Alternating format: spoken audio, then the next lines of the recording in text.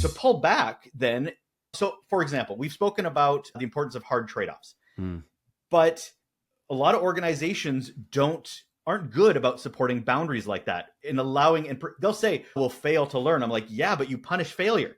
That's like, right. You can talk about it all you like, but you don't promote the people that fail, last time I checked, or the people that are learning. So how does a culture of no, for lack of a better word, support wellness in favor of wellness? And how do you get an organization to embrace that? Yep. I love that. I just had a conversation about this very topic. And the word that I like to bring in, Russell, is the word evidence. And I'll explain what I mean. So just the other day, I was working with a client and they had a team, frankly, you talk about cultures, plural. The team is struggling with a lot of conflict in what we'll call a toxic culture because everybody's afraid they're going to get fired. And the senior leaders are like, I don't know why they're afraid. Nobody's going to get fired. And I said, tell me this. Do they have some evidence to believe that there's reason to be afraid? And the answer was, actually, yeah. We just let go 3 of our senior leaders. And I'm like, oh, okay. So they have real life experience and evidence to be afraid. So to answer your question, it's about, and so then I started explaining, we need to give them some new evidence, new data points to start to believe that what used to be true is changing and will no longer be true.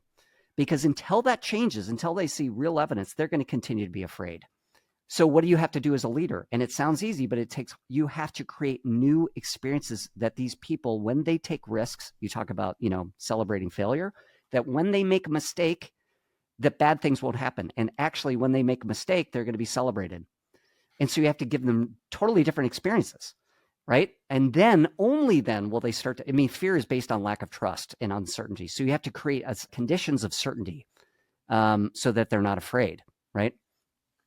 You're talking about operationalizing it as well. I think about so we talk about values a lot, and I make jokes all the time. Values on the poster, values on the computer screen don't mean crap in the workplace. That's right. It's how are they rewarded? How are they recognized? So with the lens of wellness, what, as an organization, executive, HR, however, what leadership should they be recognizing? Should they be rewarding in regards to wellness to show everybody else that this is the kind of organization that we want to support?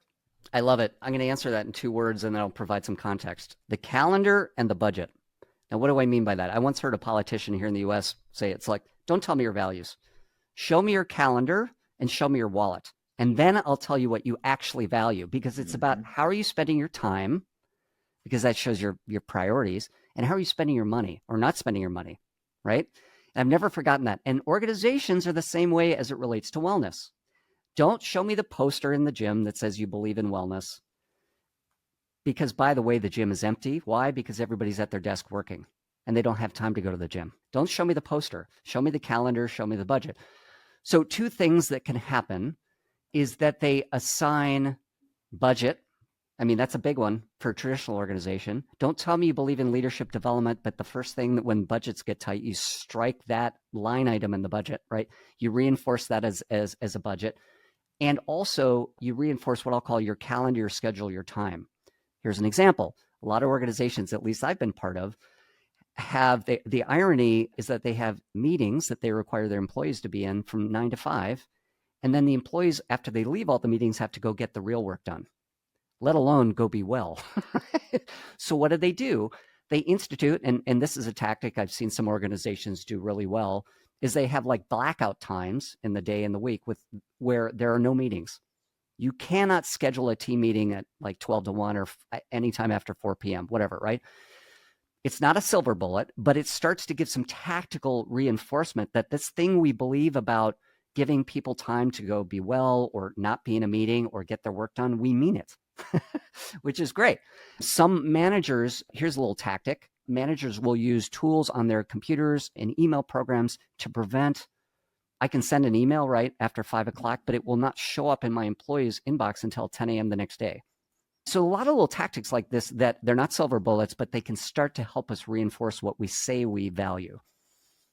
I think it also reinforces what wellness to me is different than wellness to you, Stephen. So for instance, your perfect example of that is, say there's an executive or a leader going, it's in my brain, wellness for me is getting it out so I don't sit and stew on it, right? I need it to release into the world. However, the wellness of the person that you're trying to engage with is leave me alone for these hours of the day. I don't care when you are inspired. So for it to sort of have that moment where you get it out, but it doesn't meet the audience until they're ready for it, I think that's key. Because again, wellnesses are being defined by two different people. Bingo. I even heard about a recent technology tool that will allow all of us basically to block all the incoming digital data. So what do I mean? I mean texts, emails, Slack.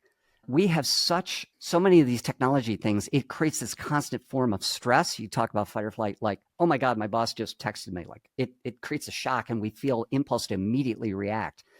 There are tools now that are ironically, technology tools to help blunt some of those things. So the easy idea is that you put on do not disturb on your phone. There are similar things you can do to email programs, IMs, tweets, and texts.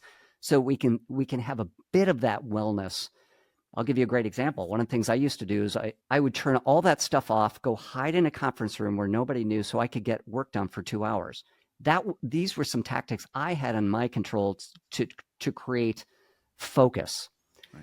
And I think these are things that we as leaders in organizations can support and enable from a wellness perspective. And I think it hammers home, we're kind of dancing around a bit here, but I think it really reinforces the fact that wellness being different to different people, if we understand that better, like some people, wellness for them is working in a very busy environment. It invigorates them. It makes them very, like they feel the energy, they feed off that energy, extroverts, to be able to channel it back into their work. Others want to be in a silo in the middle of nowhere and just leave me alone. I'll interact with people virtually. So it brings that diversity, equity, inclusivity element to it, is that if we have different definitions, we can be more inclusive if we have an understanding of what each person's wellness level is. And that's on leadership to sort of figure out. And I love that. And I wish more organizations, and I hope more organizations are listening to this podcast for that very thing. So you get into something like, whatever you call it, the how many days of work we're coming to the organization. Right. Frankly, I think we miss the point when we start coming up with kind of arbitrary, everybody's going to come in for 3 days and everybody's going to have 2 days off. I think if it's more flexible, where the manager of the team, the employees have the very conversation you're talking about, saying, what's wellness to you? Maybe the extrovert's like, man, I want to be in the office 5 days a week because I can't have enough stimulation with humans. Yeah. And the introvert says, you're going to get the most out of me if I come in maybe once a week, but I have that quiet time, that recharge time at home, right? And having that conversation on a one-to-one basis rather than an arbitrary basis. So what's a hard truth here that you think organizations really need to accept if they're going to get serious about promoting, fostering, supporting wellness in the workplace? Wellness matters. Wellness is not just a fluffy term. Wellness is also not having a gym in your office and saying we've done our job, because employees will naturally just make time to do it. Wellness is not about, with all due respect to my friends in HR, having a work-life balance program, whatever that might mean. That's not wellness. Wellness is also about having hard trade-offs about workload with employees and saying, no, nobody could get everything that's on your to-do list done. And so I, as your manager, are going to sit down with you and say, here are the 2 things we're going to prioritize, and here are the 8 things we're going to say no to right now in favor of your wellness. And we know in the long term, if we invest in you, you're going to be more productive, more engaged, and help the organization, right? And it's that intellectual rigor of trade-offs, but also values that I think the best organizations understand.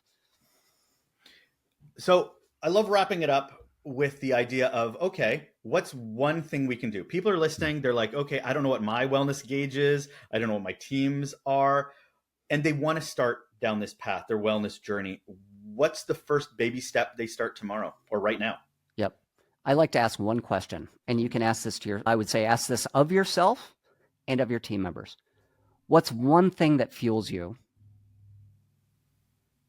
that if you had permission to, you would go do? When I have people reflect on that, almost always, when I give them that permission, they're like, oh, I know what fuels me. It's reading a book. It's spending time with a loved one. It's running. It's music. It's fishing, right? It's watching a movie. If I only could do that, right? I'm like, okay, we're going to do that.